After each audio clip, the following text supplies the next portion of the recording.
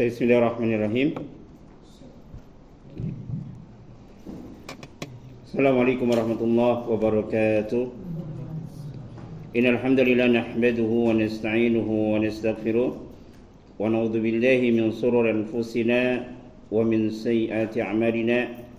May yahdihillahu fala mudilla lahu wa may yudlil fala hadiya lahu.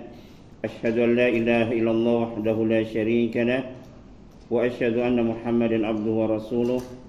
Allahumma anfa'na bima 'allamtana wa 'allimna ma yanfa'una wa zidna ilman. Ikhwani wa akhwati fillah rahimani wa rahimakumullahu jami'an.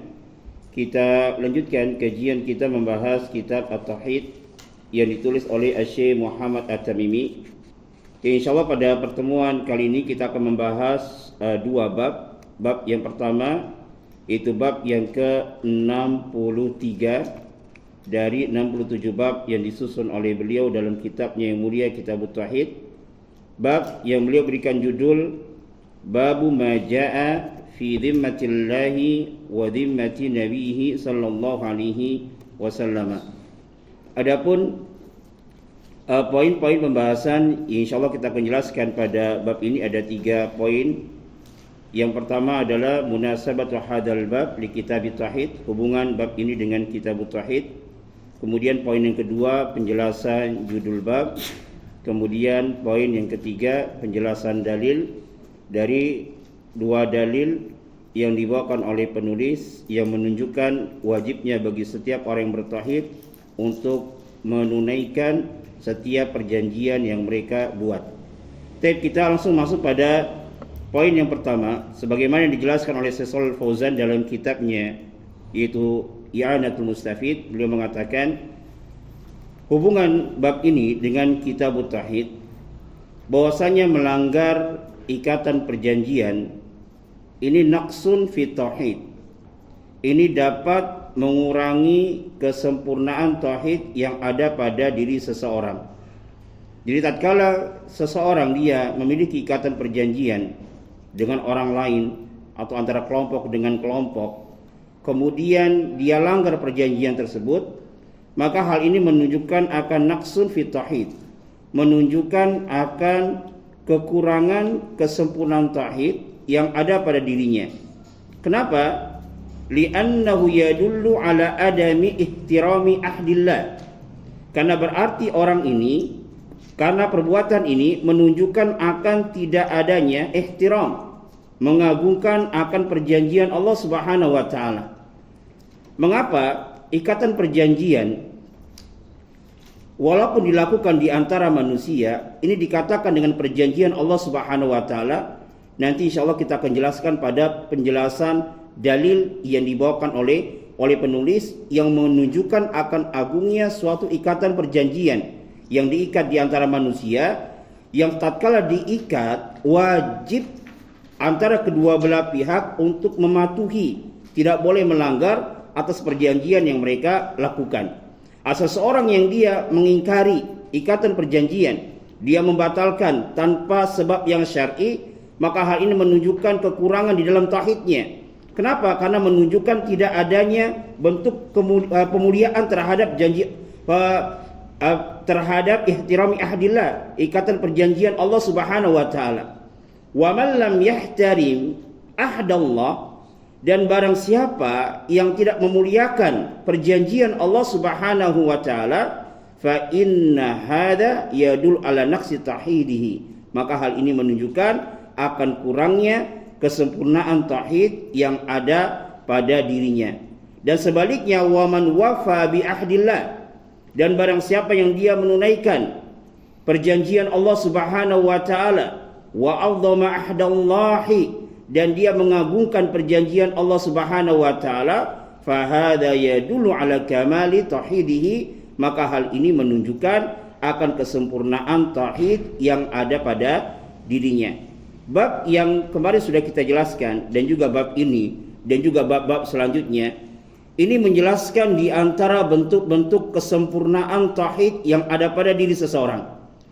Walaupun kalau kita lihat dari apa yang beliau jelaskan mulai dari bab yang kemarin sampai bab yang terakhir ini Ini terkait dengan dosa-dosa yang dia di bawah dari dosa kesyirikan atau kekufuran. Dalam artian bukan dosa syirik, bukan dosa kufur, tapi termasuk dari dosa besar. Dari sini kita dapat ambil satu faidah, bahwasanya seseorang yang melakukan dosa-dosa besar yang Allah larang dan Rasulnya larangan, dan Rasulnya dan yang Rasul larang, ya kemudian dilakukan oleh seorang yang bertauhid, walaupun dosa tersebut bukan syirik, walaupun dosa tersebut bukan kufur, maka hal ini menunjukkan akan kekurangan kesempurnaan tauhid yang ada pada dirinya. Di awal-awal penjelasan kita dijelaskan oleh Syekh Shalih Al-Fauzan dalam kitabnya I'anatul Mustafid. Inti di dalam pembahasan kitab yang ditulis oleh Syekh Muhammad At-Tamimi adalah berbicara tentang tauhid. Ini hakikat dari tauhid dan juga hakikat yang menjadi lawan dari tauhid, yaitu syirik. Belum menjelaskan tauhid, kemudian hal-hal yang menyempurnakan atau mengesahkan tauhid yang ada pada diri seseorang.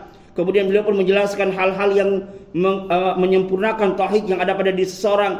Kemudian beliau pun menjelaskan kesyirikan yang merupakan lawan dari tauhid, yang dapat menafikan asal tauhid dan dapat menafikan kesempurnaan tauhid. Di dalam kitab ini pula pun beliau menjelaskan di antara bentuk-bentuk dosa yang ini tidak termasuk kufur, tidak termasuk syirik, akan tapi jika dosa tersebut dilakukan maka menunjukkan akan ketidaksempurnaan tauhid yang ada pada dirinya. Di antaranya apa? Yang beliau jelaskan di sini dalam kitab ini, mungkin di dalam mimbabi misal, ya sekedar untuk menjelaskan permisalan bahwasanya dosa besar apapun itu bentuknya, di antaranya adalah melanggar ikatan perjanjian. Ini termasuk perbuatan dosa yang dapat mengurangi kesempurnaan tauhid yang ada pada diri seseorang. Tapi ini hubungan bab dengan kitab tauhid. Kemudian kita masuk pada poin yang kedua, yaitu penjelasan judul bab. Perkataan penulis, babu majaa, yakni minan nahyi an naqsil uhudi min kitabillahi was sunnati nabi sallallahu alaihi wasallam. Yakni apa-apa yang telah datang penjelasannya dari Al-Quran maupun dari As-Sunnah, larangan akan melanggar perjanjian berdasarkan Alkitab dan As-Sunnah, wa ma ja'a minal wa'idi fi dzalika, dan apa-apa yang telah datang penjelasannya dari Al-Quran terkait dengan ancaman bagi orang yang melakukan perbuatan tersebut, yang melanggar ikatan perjanjian yang dia lakukan di antara manusia. Perkataan penulis fi dhimma, az-zimma fi dhimmatillah, az-zimmatu ma'naha al-ahdu. Al-ahdu adalah apa? Ikatan perjanjian. Ya, ikatan perjanjian. Dalam penjelasan judul bab yang dijelaskan oleh Syekh Shalih Al-Fauzan, yang menunjukkan kepada kita inti dari bab ini adalah larangan berdasarkan Al-Quran maupun dari As-Sunnah untuk mengingkari suatu ikatan perjanjian yang dibuat oleh manusia. Tapi kita masuk pada firman Allah Subhanahu wa taala, yang dari sinilah kita bisa memahami judul bab yang diberikan oleh penulis. Fi dzimmatillah ini bukan berarti perjanjian antara kita dengan Allah, bukan. Ya, ini sifatnya umum. Tapi kenapa disandarkan kepada Allah Subhanahu wa taala? Karena hal ini menunjukkan akan keagungan, ya, menunaikan perjanjian di antara manusia sebagaimana dijelaskan oleh para ulama, di antaranya adalah Syekh Shalih Al-Fauzan. Penulis itu Syekh Muhammad bin Abdul Wahhab membawakan firman Allah Subhanahu wa taala dalam surat An-Nahl ayat 91. Firman Allah Subhanahu wa taala, wa aufu bi ahdillah. Wa aufu hadza amrun minallah bil wafa'i bil uhudi. Wa aufu ini adalah fil amr, yakni perintah dari Allah Subhanahu wa taala bil wafa'i bil uhudi, untuk menunaikan ikatan perjanjian. Wal wafa lidu al ghadar wal khiyanah, dan al wafa ini adalah lawan dari melanggar perjanjian atau khianat. Ya, di dalam ayat yang mulia ini Allah Subhanahu wa taala memerintahkan al aslu fil amri wujub, dan asal dari perintah Allah Subhanahu wa taala menunjukkan akan kewajiban. Wa aufu bi ahdillah, Ini perintah dari Allah Subhanahu wa taala untuk menunaikan bi'ahdillahi, ya ikatan perjanjian Allah Subhanahu wa taala. Di sini dijelaskan oleh Syekh Shalih Fauzan, al-muradu bihi, yang dimaksud ya di dalam ayat yang mulia ini bi'ahdillahi adalah al-mitsaku alladzi yuqadu bainan nas. Al-mitsaku yaitu perjanjian yang diikat di antara manusia. Jadi makna firman Allah Subhanahu wa taala, wa aufu bi ahdillah, tunaikanlah oleh kalian bi ahdillah, maknanya adalah al-mitsaku, perjanjian. Alladzi yuqadu bainan nas, yang perjanjian tersebut diikat di antara manusia. Lalu kenapa perjanjian yang dilakukan oleh manusia di sini kok disandarkan kepada Allah Subhanahu wa taala? Maka dijelaskan oleh Syekh Shalih Fauzan, wa adafau ila nafsihi idafatun tashrif. Penyandaran ikatan perjanjian yang dibuat di antara manusia kemudian disandarkan kepada dirinya kepada Allah Subhanahu wa taala, ini adalah idafatun tashrif, yaitu penyandaran dalam rangka mengagungkan perbuatan tersebut. Mimma yadullu ala ta'zimil ahdi, yang hal ini menunjukkan akan agungnya ikatan perjanjian yang dilakukan oleh manusia, yang diikat di antara manusia.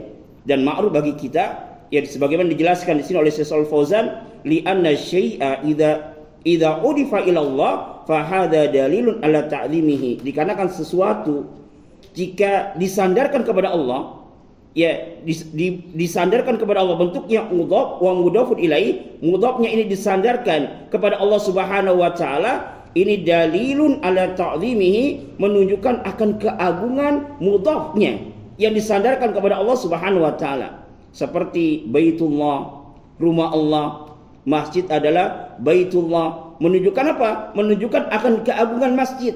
Kenapa? Karena diidhafakan, disandarkan kepada Allah Subhanahu wa taala. Atau naqatullah, ontanya Allah, yaitu ontanya Nabi siapa?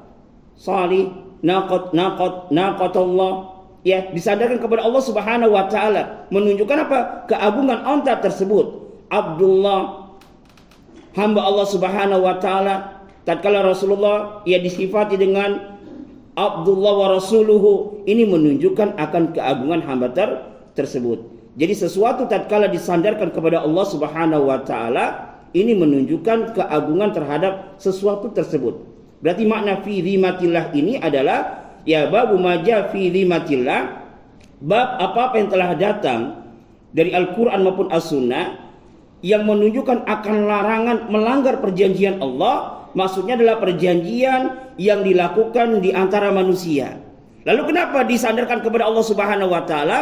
Ya, ini menunjukkan, Allah ingin menunjukkan bahwasanya menepati janji itu atau ikatan perjanjian di antara manusia ini adalah suatu perkara yang sangat agung. Baik. Kemudian firman Allah Subhanahu wa taala, "Idza ahadatum wa aufu bi ahdillahi idza ahadtum." Dan tunaikanlah oleh kalian perjanjian Allah Subhanahu wa taala, itu perjanjian yang diikat di antara manusia, idza ahadatum, jika kalian mengikat suatu perjanjian. Dijelaskan di sini, yakni jika kalian mengikat perjanjian dengan kelompok yang lainnya, atau dan ini juga mencakup di dalamnya adalah wa hadza yasmulu alladzi bainallahu wa baina khalqihi, dan ini pun sekalian mencakup perjanjian antara Allah dengan makhluknya. Tatkala Allah mengikat suatu perjanjian kepada makhluknya, alastu bi rabbikum, bukankah aku adalah Rabb kalian? Qalu bala syahidna. Maka manusia mengatakan, mereka mengatakan syahidna, ya kami bersaksi bahwasanya engkau ya Allah adalah Rabb kami, sesembahan kami. Yang hal ini berarti apa? Wajib kita tunaikan tatkala kita berjanji kepada Allah Subhanahu wa taala. Atau juga termasuk di dalamnya wal ahdu alladzi bainal muslimin wa bainal kufar, atau ikatan perjanjian yang dilakukan oleh kaum muslimin dengan orang-orang kufar. Dan juga masuk di dalamnya adalah perjanjian baina walil amri, antara walil amri pemerintah kaum muslimin dengan rakyatnya. Ya, tatkala kita diatur oleh pemerintah, misalnya ada ikatan perjanjian di sana, di dalamnya di antaranya mungkin mematuhi peraturan lalu lintas yang sudah disepakati bersama. Ini wajib untuk ditaati. Kayak ini masuk di dalamnya apa? Termasuk di dalamnya ikatan perjanjian. Baik ikatan perjanjian yang dilakukan antara Allah dengan makhluknya, atau antara kaum muslimin dengan orang-orang kufar, atau ikatan perjanjian dilakukan oleh ulil amri dengan rakyatnya. Dan juga masuk di dalamnya adalah al-ahdu alladzi bain afradin nasi ba'duhum ma'a ba'din.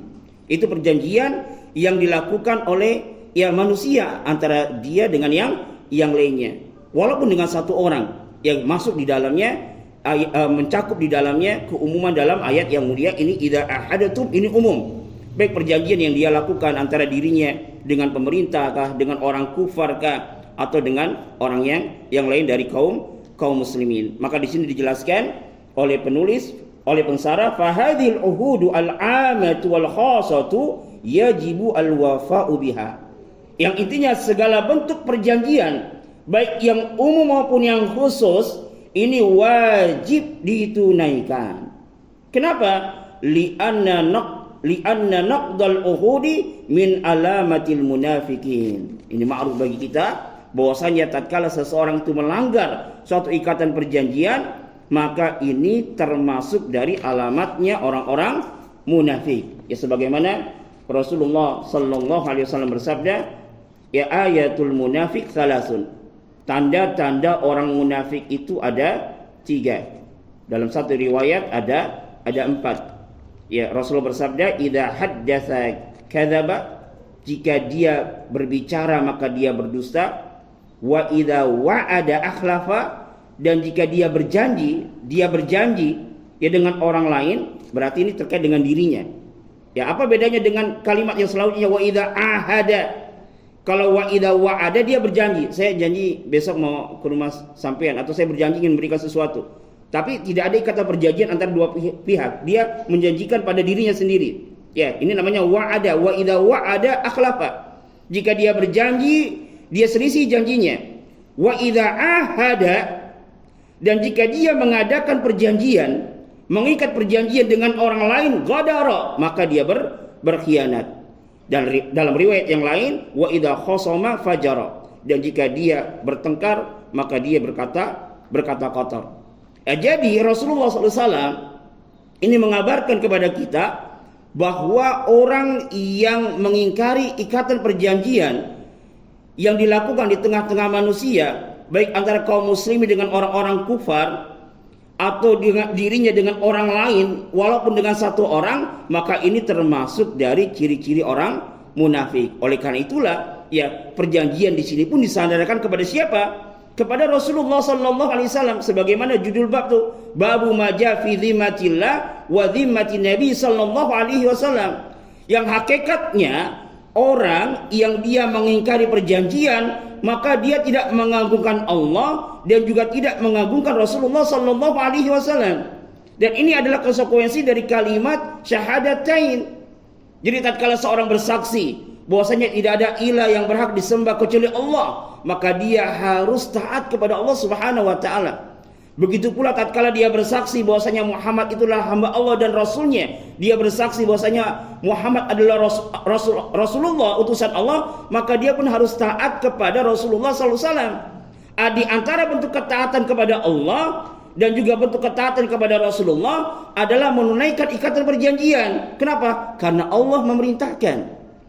Yang memerintahkan kita menunaikan perjanjian adalah Allah dan juga Rasulnya. Makanya di sini disandarkan kepada Allah dan Rasulnya. Babu maja fi dzimmatillah wa dzimmatin nabi sallallahu alaihi wasallam. Karena Allah dan Rasulnya yang memerintahkan kita ya untuk menunaikan perjanjian di antara manusia, baik dia antara kaum muslimin dengan orang-orang kufar.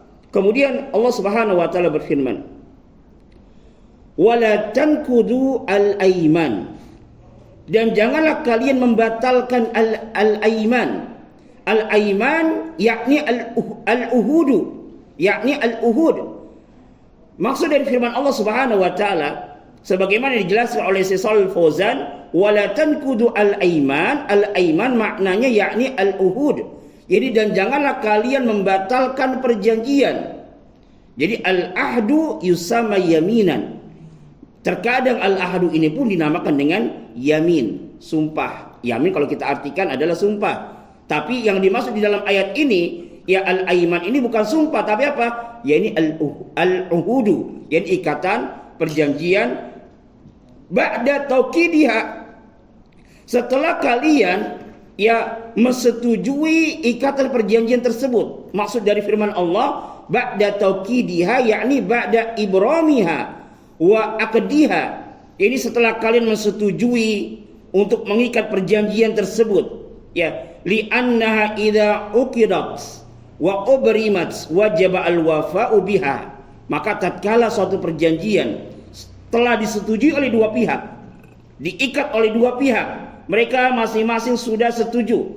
Ya, mungkin masing-masing sudah tanda tangan, bahkan dikasih materai misalnya. Ya, maka tatkala sudah diikat suatu perjanjian, maka wajib atas dua belah pihak untuk menunaikan kesepakatan yang mereka lakukan. Hatta walau kanat ma'a kufar. Ya, walaupun perjanjian tersebut dilakukan antara orang-orang muslim dengan orang-orang kufar. Kemudian Allah Subhanahu wa taala berfirman, wa qad ja'altumullaha 'alaikum kafila. Ya. Kemudian Allah berfirman apa? Wa qad ja'altumullaha 'alaikum kafila. Dan sungguh tatkala kalian ini telah mengikat suatu perjanjian disetujui oleh dua belah pihak, maka hakikatnya waw di sini dijelaskan oleh Syaikh Fauzan al-waw yakni waw al-hal, waw haliyah, yang menunjukkan keadaan orang yang mengikat perjanjian. Ai wal halu annakum, yakni keadaan kalian tatkala kalian mengikat suatu perjanjian oleh orang lain kepada orang lain, maka hakikatnya faqad ja'altumullaha kafilan 'alaikum. Maka hakikatnya kalian telah menjadikan Allah sebagai kafil. Apa itu? Pelindung, penjamin atas kalian. Jadi tatkala kita mengikat suatu perjanjian dengan orang lain misalnya, maka hakikatnya kita telah menjadikan Allah Subhanahu wa taala ini sebagai penanggung terhadap perjanjian yang kita lakukan. Maknanya apa? Dijelaskan oleh Syaikh Fauzan, wal makna annallaha ta'ala yantakimu mimman naqada al-ahda. Maknanya adalah sesungguhnya Allah Subhanahu wa taala akan membalas orang yang dia melanggar ikatan perjanjian. Ya, tatkala kita membuat suatu ikatan perjanjian dengan orang lain, sama-sama sudah setuju, yang seharusnya, dan tatkala kita sudah setuju nih, sudah tanda tangan antara dua pihak, berarti hakikatnya kedua orang ini telah menjadikan Allah sebagai jaminan. Ya, hakikatnya orang ini telah menjadikan Allah sebagai jaminan. Maknanya jika salah seorang dari dua orang tersebut dia melanggar ikatan perjanjian, maka dia akan mendapatkan balasan dari Allah Subhanahu wa taala. Hal ini menunjukkan akan ya di antara sifat orang-orang yang beriman itu adalah menunaikan ikatan perjanjian. Dan ini menunjukkan akan kesempurnaan tauhid yang ada pada diri seseorang. Bahkan tatkala seseorang itu melanggar ikatan suatu perjanjian, maka hal ini termasuk dari ciri-ciri orang munafik. Ya, ciri-ciri dari orang-orang munafik. Maka di sini dijelaskan oleh Syaikh Al-Fauzan sisi pendalilan dari ayat yang mulia ini, fa hadhihi al-ayat fiha syahidun wahidun litarjamah. Maka ayat yang mulia ini di dalamnya ada syahid ya yang sangat jelas yang berkaitan dengan bab yang ditulis oleh Syekh Muhammad At-Tamimi, yakni an-nahyu, larangan untuk membatalkan perjanjian yang tidak disyariatkan, ya yang tidak dibenarkan oleh syariat. Dan seseorang yang melanggar ikatan perjanjian ini hakikatnya melanggar perintah Allah Subhanahu wa taala dan termasuk dari ciri-ciri orang munafik. Tapi ini hubungan bab dengan kitab tauhid. Kemudian kita masuk pada dalil yang kedua, dalil yang cukup panjang tapi kita tidak bacakan semuanya. Kita hanya nanti sedikit mengambil syahid dari apa yang dibawakan oleh penulis dari hadis yang cukup panjang dari Imam Muslim. An Buraidah qala, dari sahabat Buraidah ibnu Husain, beliau berkata, kana Rasulullah sallallahu alaihi wasallam idza ammara amiran ala jaishin aw sariyatin, yakni idza ja'ala shakhsan amiran. Adalah Rasulullah sallallahu alaihi wasallam idza amara amiran, maknanya adalah idza ja'ala shakhsan amiran, jika beliau menjadikan seseorang sebagai amir, sebagai pemimpin, ala jaishin, atas pasukan yang besar. Al jaish huwa al askaru al azimu al kathiru, ini pasukan yang besar yang terdiri dari pasukan yang banyak. Au sariyatin, amma sariyah fa hiya al qit'atu minal jais, ini bagian pasukan dari pasukan yang besar. Mungkin seperti apa? Peleton. Ya, pasukan besar ini terdiri dari beberapa pasukan. Pasukan besar secara umum namanya al-jais. Adapun peleton-peleton, bagian-bagian, mungkin ada yang bagian pemanah, mungkin ada bagian yang dia tugasnya ini, ya, ada peleton-peleton, maka itu namanya apa? Namanya sariyah.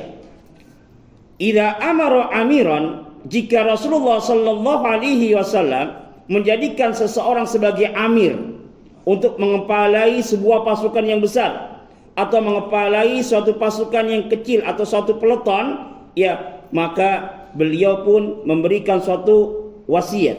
Ausahu, maka beliau pun memberikan suatu wasiat.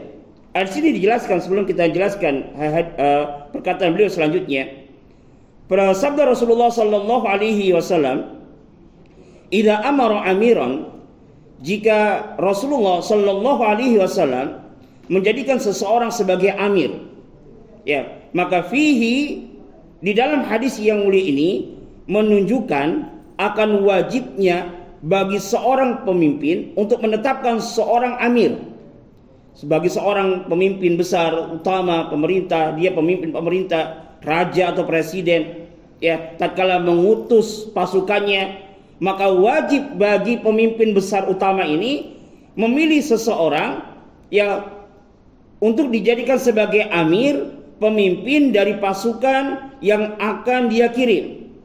Tujuannya apa? Tujuannya adalah li ajli an turja ilaihi. Tujuannya adalah agar pasukan-pasukannya ini yang lainnya kembali kepada orang ini. Wali ajli ayatawalla amroha, dan tujuannya adalah agar pemimpin ini mengatur hal-hal yang terkait dengan pasukannya, menghilangkan kemuskilahan atau mungkin menghilangkan pertentangan-pertentangan di antara mereka. Ya, tatkala mungkin mereka bermusyawarah untuk menentukan bagaimana taktik di dalam menyerang pasukan musuh, kemudian ada perselisihan, maka amir inilah yang akhirnya yang nanti dia memutuskan. Atau ada perkara-perkara muskilah yang lainnya yang ada pada pasukannya, maka amir inilah yang ditugaskan untuk menyelesaikan perkara-perkara yang ada pada pasukannya. Kemudian Rasulullah sallallahu alaihi wasallam pun bersabda, "Ausahu bitaqwallah." Ausahu hadza min inayati Rasulillah sallallahu alaihi wasallam. Hal ini menunjukkan akan perhatiannya Rasulullah sallallahu alaihi wasallam, ya, terkait dengan perkara-perkara kaum muslimin. Ini bukan perkataan Rasulullah, ya, dari Buraidah. Adalah Rasulullah SAW jika beliau memilih seseorang untuk dijadikan sebagai amir, ausahu, maka beliau, yakni Rasulullah sallallahu alaihi wasallam. Jadi ini masih dari perkataan sahabat Buraidah yang meriwayatkan hadis ini. Ausahu, maka beliau Rasulullah sallallahu alaihi wasallam memberikan wasiat kepadanya. Kembali kepada siapa? Kembali kepada amir yang dipilih oleh beliau sallallahu alaihi wasallam. Apa nasihat Rasulullah sallallahu alaihi wasallam kepada amir ini? Yakni nasihat bitaqwallah, agar pemimpin ini, amir ini, panglima ini, ia bertakwa kepada Allah Subhanahu wa taala. Bertakwa, dan takwa ma'ruf bagi kita. Takwa maknanya adalah fi'lul awamiri wa tarkun nawahi, yakni menjalankan perintah-perintah Allah dan menjauhi larangan-larangan Allah Subhanahu wa taala. Atau takwa adalah ittikhadul wiqayah min adzabillahi, menjadikan pelindung dari azab Allah Subhanahu wa taala. agar kita terlindung dari azab Allah itu dengan menjalankan perintah Allah dan menjauhi larangan Allah Subhanahu wa taala. Dalam hadis yang mulia ini sahabat mengatakan, tatkala Rasulullah sallallahu alaihi wasallam mengutus seorang amir untuk memimpin suatu pasukan, maka beliau tidak lupa memberikan nasihat kepada amir tersebut. Apa nasihat yang Rasulullah berikan? Itu nasihat ketakwaan, agar amir ini bertakwa kepada Allah Subhanahu wa taala. Karena tidaklah mungkin kaum muslimin itu mereka mendapatkan pertolongan dan kemenangan dari Allah Subhanahu wa taala kecuali mereka bertakwa kepada Allah Subhanahu wa taala. Tatkala mereka bertakwa kepada Allah, maka pertolongan akan datang. Dan kita tatkala membaca sirah Nabi sallallahu alaihi wasallam, di antara peperangan yang dilakukan oleh Rasulullah secara umum benar. Tapi ada dua peperangan yang kita ketahui yang Rasulullah mengalami kekalahan, yaitu pada perang Uhud dan awal-awal pada perang Hunain. Apa sebabnya pada perang Uhud? Karena di situ ada penyimpangan. Penyimpangan apa? Ketidaktaatan sebagian kaum muslimin kepada Rasulullah sallallahu alaihi wasallam. Adapun pada perang Hunain di awal-awal, kenapa kalah kaum muslimin? Karena di situ ada penyimpangan. Apa itu bentuk penyimpangan? Bersandar kepada sebab, bersandar kepada banyaknya pasukan. Maka Allah menegur mereka, menunjukkan kemenangan yang Allah berikan itu bukan semata-mata karena kekuatan yang ada pada diri mereka, tapi ini semata-mata pertolongan dari Allah Subhanahu wa taala. Kapan pertolongan itu datang? Jika mereka kaum muslimin bertakwa kepada Allah Subhanahu wa taala. Kemudian sahabat Buraidah pun berkata, "Wa man ma'ahu minal muslimina khairan." Dan beliau pun, yaitu Rasulullah sallallahu alaihi wasallam, memberikan nasihat kepada amir ini untuk kebaikan kaum muslimin yang ada di bawahnya. Sebagaimana yang dijelaskan oleh Syekh Shalih Fauzan, makna dari perkataan Buraidah ini, wa biman ma'ahu minal muslimina khairan, yakni wa ausahu biman ma'ahu minal muslimina mimman tahta yadihi minas sariyah awil jaisi khairan. Ini Rasulullah memberikan nasihat kepada amir tersebut hal-hal yang terkait dengan kebaikan orang-orang yang berada di bawahnya. Itu dengan apa? Dengan memberikan nasihat kepada mereka. Jadi amir ini wajib memberikan nasihat kepada pasukannya, kemudian mengatur urusan mereka, kemudian melihat kemaslahatan mereka, menghilangkan muskilah-muskilah yang ada pada diri mereka. Ini wasiat yang Rasulullah berikan kepada seorang amir. Tatkala Rasulullah memberikan puncak kepemimpinan kepada seorang amir, dia seorang panglima yang ditugaskan untuk memimpin suatu pasukan. Di antara nasihat Rasulullah yang Rasul berikan kepada orang ini, yang pertama bertakwa kepada Allah Subhanahu wa taala. Yang kedua, memperhatikan bawahannya. Memperhatikan bawahannya. Di antara bentuk memperhatikan bawahannya adalah dengan memberikan nasihat, dengan mengatur urusan mereka, melihat maslahat-maslahat mereka, dan menghilangkan muskilah-muskilah yang ada pada diri mereka, dan bersikap lembut kepada mereka. Maka di sini diambil suatu pelajaran faidah, disampaikan oleh Syekh Shalih Fauzan, falaisat al-mas'alatu mas'alata imarah faqat. Maka yang namanya kepemimpinan ini bukan hanya sekedar masalah kepemimpinan saja, dalam artian hanya sekedar mendapatkan martabah, kedudukan, enggak. Akan tapi tatkala seseorang itu dia mendapatkan suatu kepemimpinan yang dia memiliki bawahan, maka wajib bagi dia yang pertama untuk bertakwa kepada Allah Subhanahu wa taala, dan yang kedua memperhatikan orang-orang yang berada di bawahnya. Kemudian Rasulullah sallallahu alaihi wasallam pun bersabda, faqala, Buraidah berkata, faqala, maka beliau pun bersabda, ughzu bismillah. Ughzu maknanya adalah yakni qasdu al-adwi wa dhihab ilaihim. Perangilah, ya sesuatu qasdu, ya tujuan untuk memerangi suatu kaum. Perangilah mereka bismillahi fi sabilillah, dengan menyebut nama Allah Subhanahu wa taala, fi sabilillah, di jalan Allah Subhanahu wa taala. Ini ada faedah yang sangat agung yang dijelaskan oleh Syekh Shalih Al-Fauzan. Tatkala Rasulullah sallallahu alaihi wasallam memerintahkan kepada amir dan juga pasukannya, orang-orang yang berada di bawah amir tersebut, untuk berperang, tapi jangan lupa bersandarlah kepada Allah, minta tolonglah kepada Allah dengan mengucapkan bismillah, sebutlah nama Allah, ay musta'inina billah, ya minta tolonglah kalian kepada Allah Subhanahu wa taala. Wa hadza fihi bada'atul umur al-muhimma bismillah. Maka di dalam hadis yang mulia ini diambil suatu faidah, memulai suatu perkara-perkara yang penting dimulai dengan bismillah. Apa faedahnya? Di sini dijelaskan oleh pensarah, li'anna hadza al-isma, karena nama yang mulia ini tatkala kita memulai sesuatu perkara yang penting, kita menyebut nama Allah Subhanahu wa taala, ini akan menjaga diri kita dari gangguan syaitan. Wa tanzilu alaihi wa ala amalihi wa ala fi'lihi ar-rahmah wal barakah. Wa tunzalu alaihi wa ala amalihi wa ala fi'lihi ar-rahmatu wal barakatuh. Dan dengan nama ini, nama Allah Subhanahu wa taala, tatkala kita sebut nama Allah di dalam memulai sesuatu yang baik, maka hakikatnya kita minta perlindungan dari Allah Subhanahu wa taala, kita meminta perlindungan kepada Allah dari syaitan. Kemudian apa? Wa tunzalu alaihi wa ala amalihi wa ala fi'li ar-rahmatu wal barakah. Dengan kita membaca bismillah, maka rahmah dan wal barakah ini wa tunzalu akan diturunkan atasnya.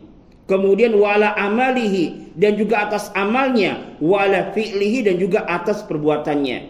Ini diantara faidah tatkala seseorang mengawali sesuatu yang baik dengan bismillah. Yang pertama, Allah jaga dia, jaga dari syaitan. Yang kedua, rahmat dan barakah akan turun kepadanya, dan juga atas amalan atau perbuatan yang dia lakukan. Ya, maka tatkala kita menyebut nama Allah Subhanahu wa taala, tatkala kita menyembelih, atau tatkala kita makan, minum, tidur, masuk ke kamar mandi ataupun yang semisalnya, keluar rumah kemudian masuk ke dalam rumah, kita menyebut nama Allah Subhanahu wa taala, maka intinya adalah ini: minta perlindungan dari Allah, minta perlindungan kepada Allah dari syaitan, dan kita meminta rahmat dan barakah dari Allah Subhanahu wa taala. Fa bismillah kalimatun azimatun, maka kalimat bismillah adalah kalimat yang sangat agung. Tubda'u biha, ya tubda'u biha, yang perkara-perkara yang penting dimulai dengan bismillah. Kemudian sabda Rasulullah sallallahu alaihi wasallam, fi sabilillah, yakni annal ghazwa la yakunu li talabil mulki au li talabil mali au tasalluti 'alan nasi. Bahwasanya yang namanya peperangan itu hakikatnya bukanlah untuk mencari kekuasaan, bukanlah untuk mencari harta, atau bukanlah untuk menguasai manusia. Ya, wa hadza sya'nu ahli jahiliyah. Kalau yang seperti ini nih, kalau orang berperang yang tujuannya adalah untuk mencari kekuasaan, mencari harta, atau menguasai manusia, ini adalah keadaannya orang-orang jahiliyah. Adapun kita kaum muslimin, tatkala Allah Subhanahu wa taala mensyariatkan untuk berperang, innama yakunu al-ghazwu limasalihi al-maghzuwin. Sesungguhnya peperangan itu maslahatnya kembali kepada orang yang diperangi. Luar biasa. Ya, penjelasan dari Syekh Shalih Al-Fauzan yang menunjukkan hakikat perintah peperangan yang ada di dalam Islam. Maka tatkala Allah dan Rasulnya memerintahkan kaum muslimin untuk berperang dengan orang-orang kufar, ini bukan untuk mencari kekuasaan, bukan untuk mencari harta, bukan untuk menguasai manusia, bukan. Akan tetapi peperangan itu ya hakikatnya adalah untuk kemaslahatan orang-orang yang diperangi, untuk kemaslahatan orang-orang kafir tersebut. Walaysa lil intiqami minhum, bukan dalam rangka untuk menyiksa mereka. Ya, bukan dalam rangka untuk menyiksa mereka. Wa innama hiya, akan tetapi sesungguhnya lima solihim, ini untuk kebaikan mereka. Tujuannya apa? Li ajli inqadhihi minal kufri wa ikhrajihi minadh dhulumati ila nur. Tujuannya adalah untuk menyelamatkan mereka dari kekafiran, mengeluarkan mereka dari kegelapan menuju cahaya. Fahuwa fisabilillah. Maka inilah makna dari jihad, berperang di jalan Allah Subhanahu wa ta'ala. Yang tatkala Allah dan Rasulnya, Allah Subhanahu wa ta'ala mensyariatkan berperang ini, maka maslahatnya kembali kepada al-maghzuwin. Ini orang-orang yang diperangi. Dan tentunya pula wa ilal ghazina aidan, dan tentunya juga kembali kepada orang-orang yang berperang dari kaum muslimin. Adapun orang-orang yang wal ghazuna, orang-orang yang ikut berperang, yakunu lahum ajrul jihad fisabilillah, maka mereka akan mendapatkan pahala jihad di jalan Allah Subhanahu wa ta'ala, dan mereka pun akan mendapatkan pahala syahadah, pahala syahid, dan juga mereka akan mendapatkan ghanimah jika mereka mendapatkan kemenangan. Adapun maslahat yang kembali kepada al-maghzuun, orang-orang yang diperangi, yakni mengeluarkan mereka dari kekufuran menuju keimanan, mengeluarkan mereka dari kegelapan menuju cahaya. Ya, berapa banyak dari wilayah-wilayah yang ditaklukkan oleh kaum muslimin, menyebabkan orang-orang penduduk dari wilayah tersebut akhirnya apa? Mereka masuk ke dalam Islam. Ini adalah tujuan dari berperang di jalan Allah Subhanahu wa ta'ala. Dan kemudian beliau pun bersabda, qatilu man kafara billah. Ya, perangilah orang-orang yang mereka kufur kepada Allah Subhanahu wa ta'ala. Dijelaskan di sini, al-qasdu minal ghazwi huwa qitalul kuffar li kufrihim. Ini menjadi catatan penting bagi kita ya. Sebagaimana dijelaskan oleh Syekh Shalih Al-Fauzan, al-qasdu minal ghazwi, tujuan dari peperangan di dalam Islam adalah qitalul kuffari li kufrihim, memerangi orang-orang kufar li kufrihim, karena kekufuran mereka. Kenapa? Li'anna Allah khalaqan nasa li ibadatihi, karena Allah Subhanahu wa ta'ala menciptakan manusia agar mereka beribadah hanya kepada Allah Subhanahu wa ta'ala, sebagaimana dalil yang ma'ruf dalam surah Adz-Dzariyat, wa ma khalaqtul jinna wal insa illa liya'budun. Kemudian beliau berkata, wal maslahatu fil ibadah raji'atun ilaihim, dan kebaikan di dalam ibadah ini kembali kepada mereka, kembali kepada manusia dan jin tersebut. Li'annahum idza 'abadullaha akramahumullah, karena jika mereka beribadah kepada Allah, maka Allah akan muliakan mereka fid dunya wal akhirah, baik di dunia dan di akhirat. Dan sebaliknya, amma idza abadu ghairullahi, ya, maka apabila mereka beribadah kepada selain Allah, faqad darru anfusahum, maka hakikatnya mereka telah memudaratkan diri mereka sendiri. Fal maqsudu minal ghazwi fil Islam ya izalatul kufri wa ihlali at-tauhidi mahallahu. Maka tujuan dari peperangan di dalam Islam adalah apa? Menghilangkan kekufuran, izalatul kufri wa ihlalut tauhidi mahallahu, dan menempatkan tauhid pada tempatnya. Ini agar manusia beribadah hanya kepada Allah Subhanahu wa ta'ala, dan ini adalah merupakan hikmah dari penciptaan jin dan manusia. Tapi kemudian beliau pun bersabda lagi, ugzu, memberikan taukid, perangilah mereka. Wala tagullu, janganlah kalian melakukan gulul. Apa itu gulul? Al-gululu huwa ayya'khudha syai'an minal ghanimah qabla al-qismati, mengambil sesuatu dari harta rampasan perang sebelum waktu pembagian. Ini namanya gulul. Dan gulul ini adalah termasuk dari dosa besar. Gulul wa huwa kabiratun min kaba'iri dzunub. Ya, gulul tatkala ada seseorang atau salah satu pasukan dia mengambil harta rampasan perang yang ini belum waktunya untuk dibagi, ya maka orang tersebut telah melakukan gulul, dan gulul adalah perbuatan yang termasuk dari dosa besar dan diancam fa fi yaumil qiyamah, pada hari kiamat, ya'ti al-ghalu yahmilu ma akhadahu fi dunya, maka nanti dia pada hari kiamat akan didatangkan dalam keadaan dia memikul apa yang dia ambil sewaktu dia di dunia. Dia pikul di atas punggungnya. Ini hukuman bagi orang yang berbuat gulul. Ini mengambil harta rampasan perang sebelum waktu pembagian. Kemudian Rasulullah sallallahu alaihi wasallam bersabda, yang ini menjadi syahid dari pembahasan kita, wala taqdiru. Ya, wala taqdiru. Hada syahidu minal hadis lil bab. Yakni janganlah kalian al-khiyanatu fil ahdi, berkhianat di dalam perjanjian. Ya, ini wasiat Rasulullah kepada pemimpin pasukan dan juga kaum muslimin secara umum yang ikut di dalam peperangan tersebut. Yang pertama, Rasul memberikan nasihat untuk bertakwa kepada Allah, khusus bagi secara umum, ya. Kemudian kepada amir juga memperhatikan bawahannya. Kemudian pun Rasulullah bersabda secara umum, ya, kepada kaum muslimin yang ikut di dalam peperangan untuk mengucapkan bismillah, berperang di jalan Allah Subhanahu wa taala, memerangi orang-orang kafir. Kemudian tidak boleh melakukan gulul dan juga tidak boleh melakukan wala taqdiru. Ya, ini berkhianat di dalam perjanjian.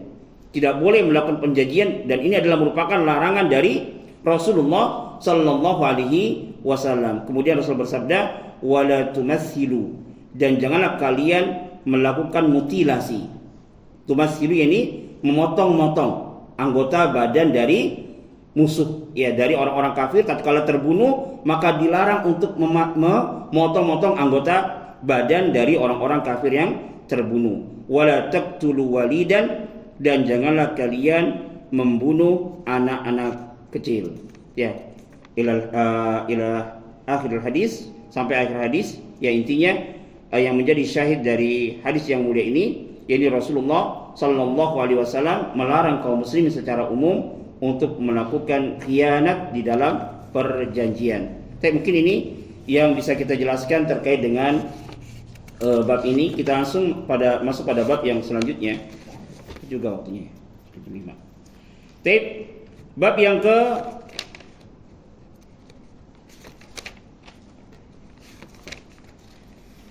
64. Bab yang ke 64, bab yang diberikan judul oleh penulis, babu ma jaa fil iqsami 'ala Allah.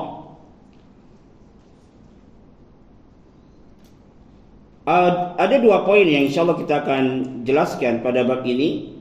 Yang pertama adalah penjelasan judul bab, dan yang kedua adalah penjelasan dalil.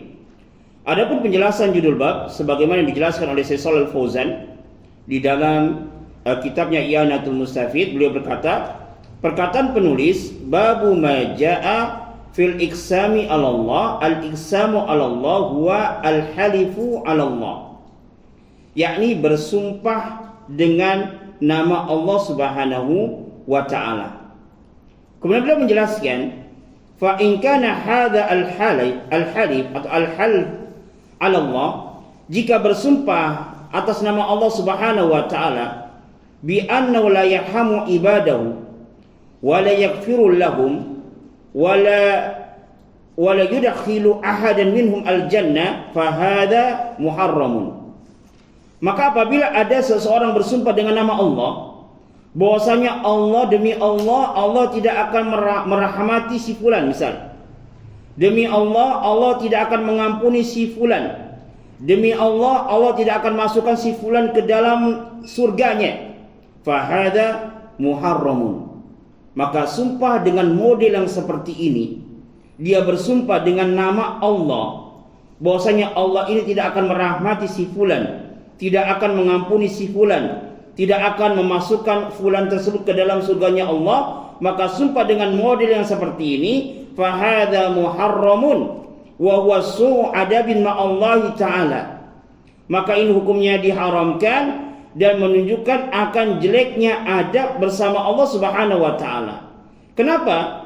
Kalau ada orang bersumpah dengan bentuk seperti ini, menunjukkan akan jeleknya adab dia kepada Allah Subhanahu wa taala, li'anna ma'nahu, karena maknanya model yang sumpah seperti ini adalah al-hajru 'ala Allah taala, melarang Allah, mencegah Allah untuk melakukan sesuatu. Ya. Wala ahadu yamna'ullaha, maka tidak ada seorang pun yang dapat mencegah Allah untuk mengatur urusan hambanya.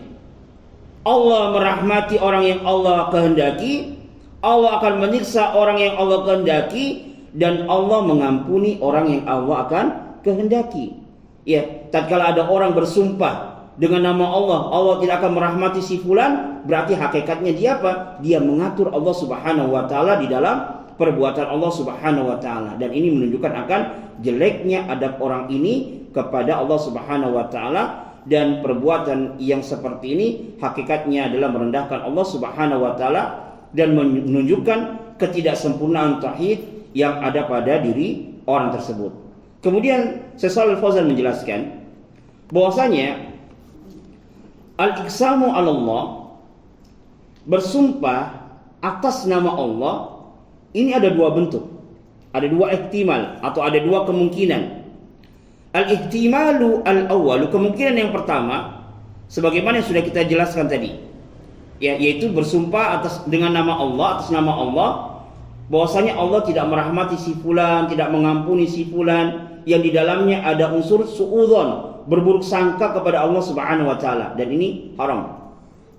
Adapun yang kedua adalah al-iqsam 'ala Allah, bersumpah atas nama Allah tapi di dalamnya ada unsur husnudzon, berbaik sangka kepada Allah Subhanahu wa taala. Allah Subhanahu wa taala akan melakukan suatu kebaikan, mengampuni hamba-hambanya, atau dia bersumpah demi Allah misalnya, ya demi Allah, Allah Subhanahu wa taala akan menolong kaum muslimin. Ya, yang ini ada unsur apa? Ada unsur husnudzon kepada Allah Subhanahu wa taala. Demi Allah, Allah Subhanahu wa taala, ya dengan sebab doa yang kita panjatkan, salat yang kita lakukan akan menurunkan hujan ataupun yang semisalnya. Dia bersumpah dengan nama Allah Subhanahu wa taala, tapi di dalamnya ada unsur husnudzon, berbaik sangka kepada Allah, fahadza la ba'sa bihi, maka yang seperti ini tidaklah mengapa. Ya, berdasarkan sabda Rasulullah sallallahu alaihi wasallam, inna min ibadillah, sesungguhnya ada di antara hamba-hamba Allah, man law aqsama 'ala Allah la abarrahu, seandainya orang ini bersumpah atas nama Allah, maka Allah Subhanahu wa taala akan mengabulkan doanya. Ya, yaitu dia bersumpah atas nama Allah Subhanahu wa taala yang di dalamnya ada unsur husnudzon, berbaik sangka kepada Allah Subhanahu wa taala. Tapi kita masuk pada penjelasan dalil yang dibawakan oleh penulis an Jundub bin Abdullah, dari Jundub bin Abdullah radhiyallahu anhu, qala Rasulullah sallallahu alaihi wasallam, qala rajulun, berkata seorang laki-laki, yakni miman kana qablana minal umam, itu ya seorang orang-orang yang hidup di zaman dahulu sebelum kita. Wallahi, dia berkata kepada temannya, wallahi la yaghfirullaha li fulan, la yaghfirullahu li fulanin, wallahi la yaghfirullahu li fulanin, demi Allah, Allah Subhanahu wa taala tidak akan mengampuni si fulan. Ini kisahnya ma'ruf ya. Dua orang sahabat dari Bani Israel, yang satunya ahlul maksiat, yang satunya ahlul ibadah. Tatkala ahlul ibadah ini memberikan nasihat kepada saudara yang ahlul maksiat untuk bertobat kepada Allah, berhenti dari maksiat yang dia lakukan, tapi orang ini ya tidak mau menerima nasihat sahabatnya yang ahlul ibadah. Ya sampai beberapa kali diberikan nasihat tapi tidak mengikuti nasihat yang dinasihati oleh ahlul ibadah tersebut. Saking jengkelnya ahlul ibadah ini, dia mengatakan suatu perkataan yang dikatakan oleh Abu Hurairah, takallama bi kalimatin aw baqat dunyahu wa akhiratahu. Orang ini nih, rajulun abidun ini, laki-laki ahlul ibadah ini, takallama bi kalimatin, dia mengucapkan suatu kalimat, aw baqat dunyahu wa akhiratahu, yang satu kalimat ini menghancurkan dunia dan akhiratnya. Dia mengatakan, demi Allah, Allah tidak akan mengampuni si fulan.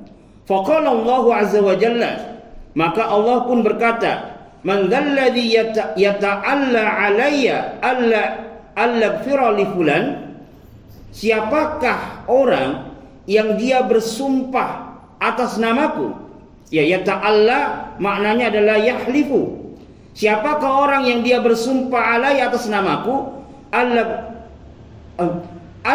aghfira li fulanin, bahwasanya aku tidak akan mengampuni si fulan. Inni qad ghafartu lahu, sesungguhnya aku telah mengampuni si fulan, ya, wa ahbattu amalaka, dan aku telah menghapus amalmu, dengan sebab satu kalimat yang dia ucapkan yang di dalamnya ada unsur suudzon kepada Allah Subhanahu wa taala. Hadis ini diriwayatkan oleh Imam Muslim.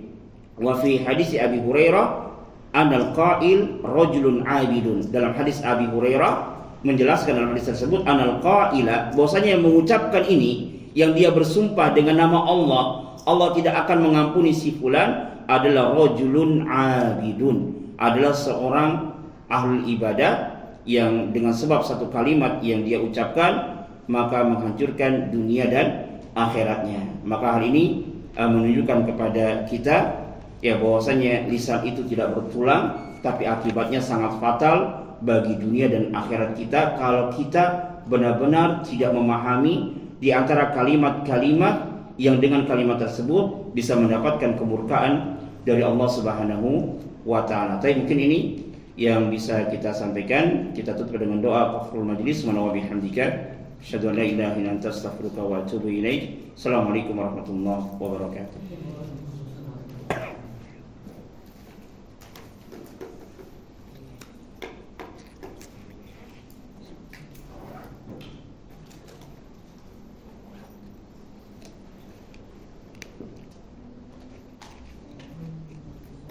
Antum yang ini aneh.